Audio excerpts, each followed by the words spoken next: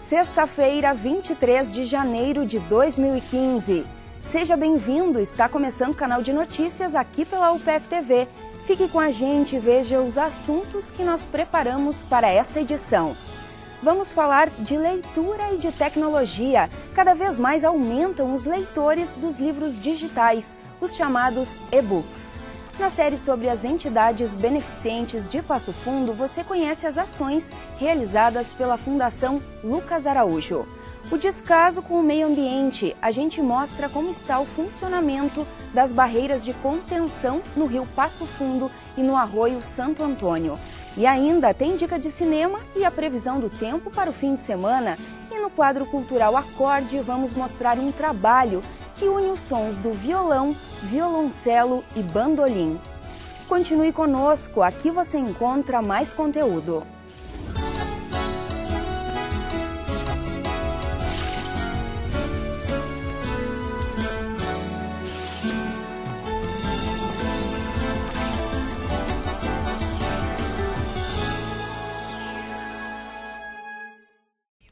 Como você lê?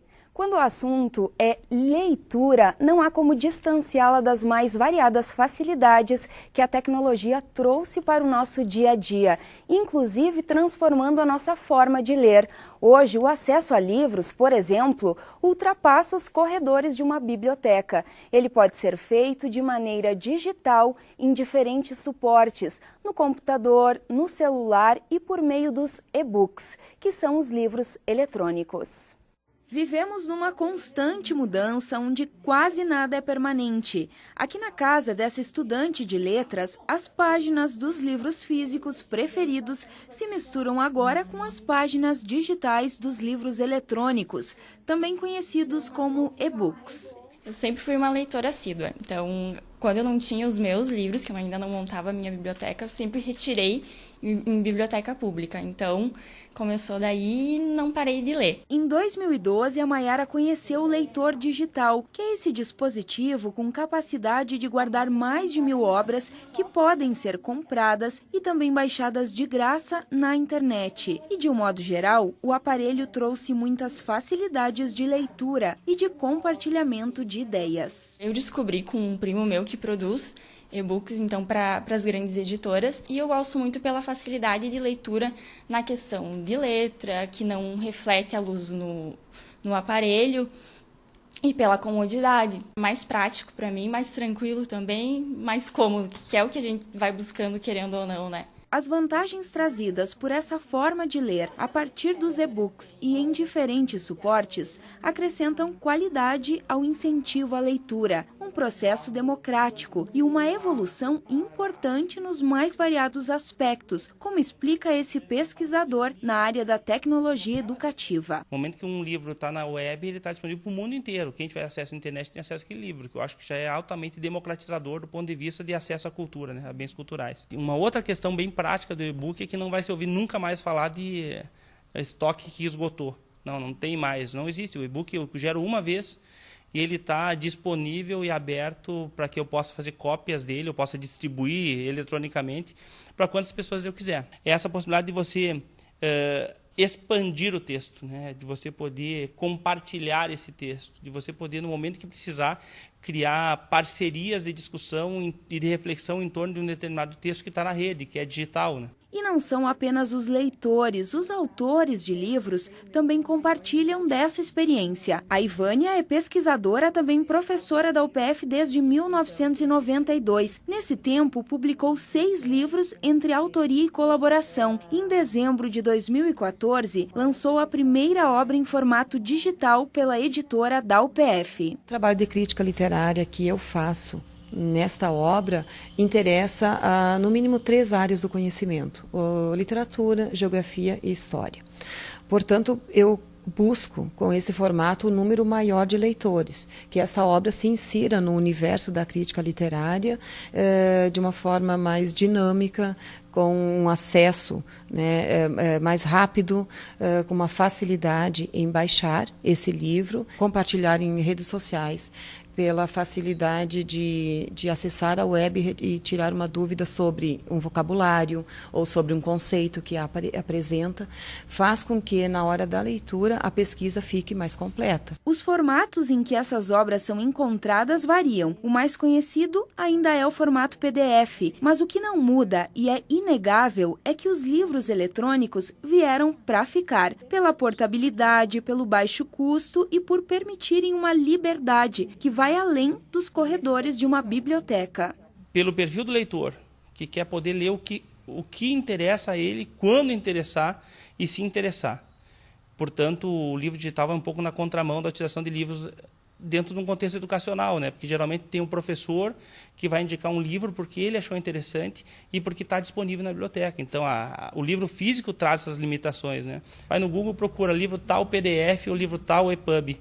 Se ele estiver disponível no mundo, ele vai estar disponível para você, né? Acho que essa é a melhor dica, né? Uma cidade que se comunica com as demais também por esse conceito de ser uma cidade de leitores. Então, nós precisamos criar também os meios para isso. E eu acho que o livro digital facilita muito. E se você está aí pensando que o livro físico vai cair no esquecimento, bem, de acordo com o professor Adriano, tudo faz parte de uma transformação necessária para a socialização do conhecimento e formação leitora. Me parece que existem países em que o acesso à internet está muito mais avançado do que o nosso, né? Mas e que nesses países o livro não surgiu, não acabou, né? Mas eu não acredito no fim do livro. E sim na transformação, né? Um livro que conjugue o seu objetivo, que é transmitir alguma informação, mas com elementos estéticos mais trabalhados, né? Tanto que existem muitos editores no país que estão se especializando nisso, né? O livro é uma obra de arte. E para Maiara existe algo na leitura que vai além das vantagens de se ler em linguagem digital. É o amor ao livro físico. Nada substitui. Então, sentir o papel, o cuidado que ele foi feito, produzido, a gente dá valor a isso. O livro continua na prateleira intacto, desse a gente não se desfaz. Bem, digital ou físico, o importante mesmo é ler. Durante a semana, nós recebemos aqui no estúdio representantes das 5 maiores entidades beneficentes de Passo Fundo. E para fechar a nossa série de entrevistas, vamos falar hoje do trabalho realizado pela Fundação Lucas Araújo, que atualmente atende cerca de 370 pessoas, incluindo crianças, adolescentes e idosos.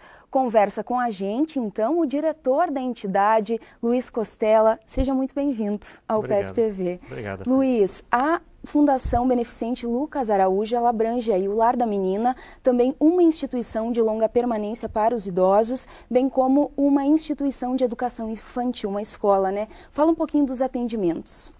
Isso. A gente até costuma falar que a gente atende os dois extremos da vida humana, né? Porque as crianças da educação infantil começa com 6 meses, né? 6 meses até 6 anos, aí a gente tem 233 crianças atendidas na educação infantil e, paralelo a isso também, porque o turno integral, a parte de assistência social com essas mesmas crianças. Depois o Lar da Menina atende 140 meninas no turno inverso à escola. O Lar da Menina, então, aí é oficinas, dança, capoeira, música, culinária, artesanato, papel reciclado, enfim, várias oficinas, isso, e também grupos de estudo para complementação escolar. Então elas ficam meio-dia na escola, meio-dia ficam conosco no Lar da Menina. E no abrigo de idosos, ou chamados instituições de longa permanência para idosos, São José e João 23, esses abrigos então atendem idosos a partir de 60 anos. Nós temos hoje em torno sempre de 65 a 70 idosos, e nós temos ali de 60 anos até 115 anos. Nós temos a residente mais idosa do Brasil que está conosco ali no abrigo de idosos, inclusive da Fundação Lucas Araújo. Perfeito. Com quantos anos ela? 115 em agosto do ano passado. Maravilha. A instituição, ela compreende aí 87 anos, em maio vai fazer 87. Qual é a realidade hoje da instituição? Bom, a instituição ela teve uma história bastante bonita, vamos dizer assim, né, em diversas fases, né.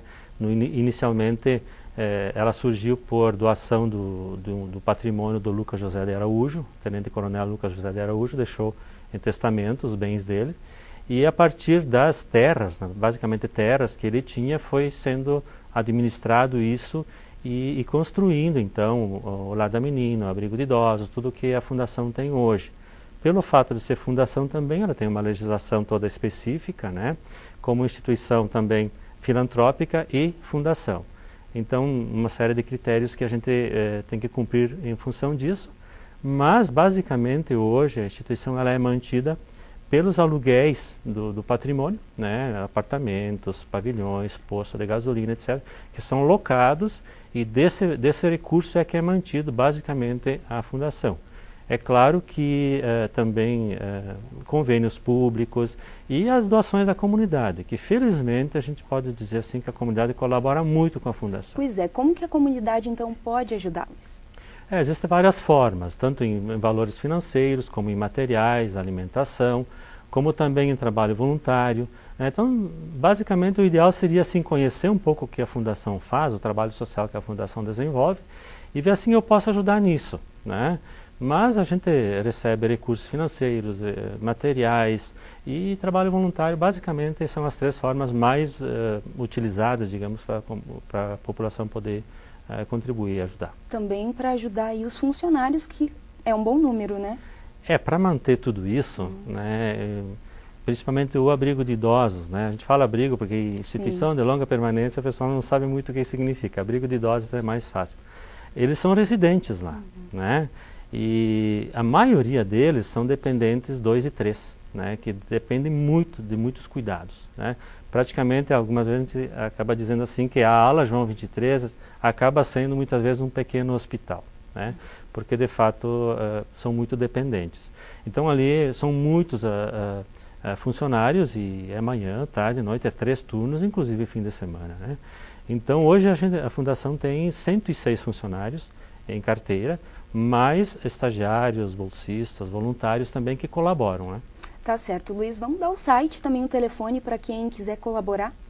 Sim, o site da Fundação, www.fundaçãolucasaraújo.com, Fundação Lucas Araújo sem cedilha e sem tio, né? O telefone é 3313-2775 e também as pessoas podem ir lá conhecer e ver. Fica ali na Avenida Presidente Vargas 317, em fundos ao posto Lar da Menina. Ao lado do Lar da Menina tem um escritório, aí funciona o Lar da Menina, as escolas funcionam ali. E a instituição de longa permanência é na Rua Dalto Filho. Daí. Perfeito. Rapidinho para a gente finalizar, tem uma novidade com inscrições abertas. Você pode falar sobre a popular creche noturna, né? Isso, o CEMANI, o Centro Municipal de Atendimento Noturno à Infância, a Fundação entrou numa licitação de um edital da Prefeitura, foi selecionado e vai executar o programa do CEMANI, então, né? Só que as inscrições elas são feitas na Secretaria de Educação. A Fundação apenas vai fazer a execução a partir do dia 2 de março. Maravilha. Luiz, muito obrigada, viu? E um bom dia para você. A gente agradece não só a oportunidade de estar aqui hoje, mas todo o apoio que o PFTV tem dado durante toda a história, né? Ao trabalho social que a Fundação desenvolve. Tá certo. Obrigada mais uma vez. Bem, ao longo das nossas edições, nós vamos mostrar pessoas que construíram história acadêmica e profissional aqui pela Universidade de Passo Fundo. E essa é a proposta da Sempre UPF, uma associação de ex-alunos criada no ano passado. Conheça agora, então, mais uma personalidade.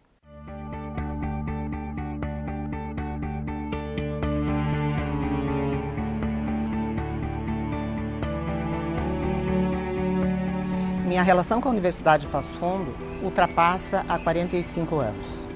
Iniciei o curso de graduação em Letras em 1969, concluí em 73.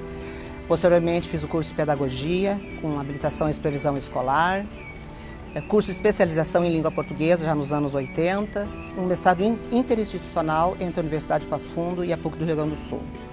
Em 1983 passei a fazer parte do corpo docente dessa universidade. Portanto, todo o meu percurso acadêmico foi feito aqui nessa instituição e a minha vida profissional também se deu nessa instituição.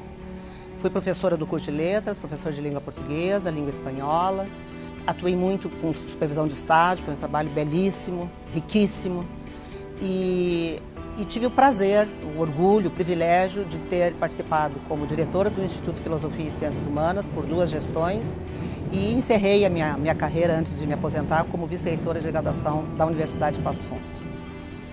A Universidade de Passo Fundo representa para mim não apenas a instituição responsável pela minha formação profissional. A contribuição da universidade tem muito a ver com a minha formação como ser humano.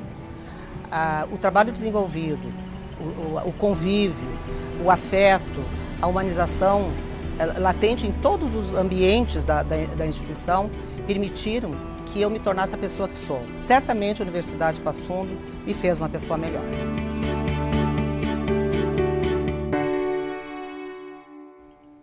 Se você é ex-aluno e ficou interessado em participar da Associação de Ex-Alunos, entre então no site upf.br/sempreupf e lá acesse então o formulário para preencher o cadastro. Depois do intervalo tem a nossa dica de cinema e a previsão do tempo para o final de semana. E ainda, no quadro Acorde de hoje, vamos conhecer um projeto que mistura sons do violão, violoncelo e bandolim. A gente volta já.